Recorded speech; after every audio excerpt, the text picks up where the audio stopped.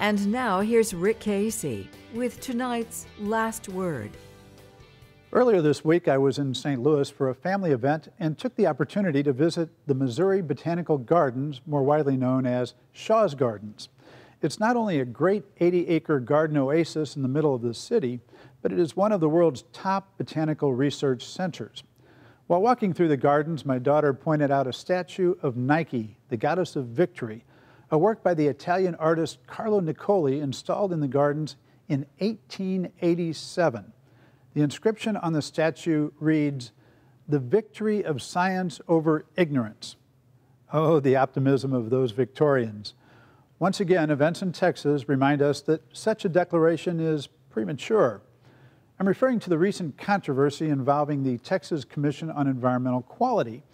The TCEQ had paid $5,000 of your money to John Anderson, the Maurice Ewing Professor of Oceanography at Rice University, to write an article on sea level changes in Galveston Bay. It was one of 10 articles for a report called The State of the Bay. The article noted that the ocean level in Galveston Bay has been rising in recent years at an annual rate of 3 millimeters, about 1/8 of an inch. Now that may not sound like much, but it is 6 times the long-term previous rate of 0.5 millimeter a year.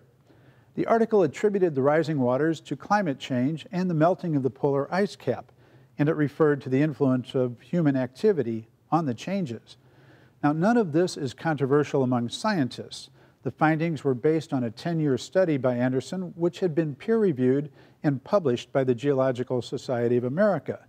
But the TCEQ didn't like it. Spokeswoman Andrea Morrow said the agency disagreed with the information, describing the data as, quote, inconsistent with current agency policy. But the inescapable fact is that current agency policy is inconsistent with science. The controversy drew national attention because the 3 members of the Texas Commission on Environmental Quality, the state's EPA, are all appointees of Governor Rick Perry, who wants to be president. Governor Perry recently told a gathering in New Hampshire, "I do believe that the issue of global warming has been politicized. I think there are a substantial number of scientists who have manipulated data so that they will have dollars rolling into their projects."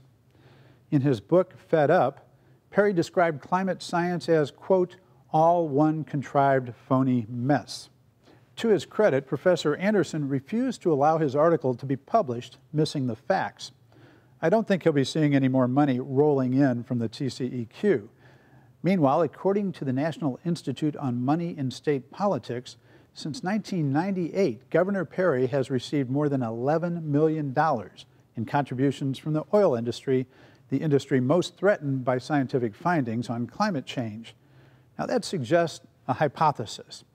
The Victorians were too optimistic about the battle between science and ignorance because they didn't know how well ignorance could pay. That's it for Texas Week. See you next time.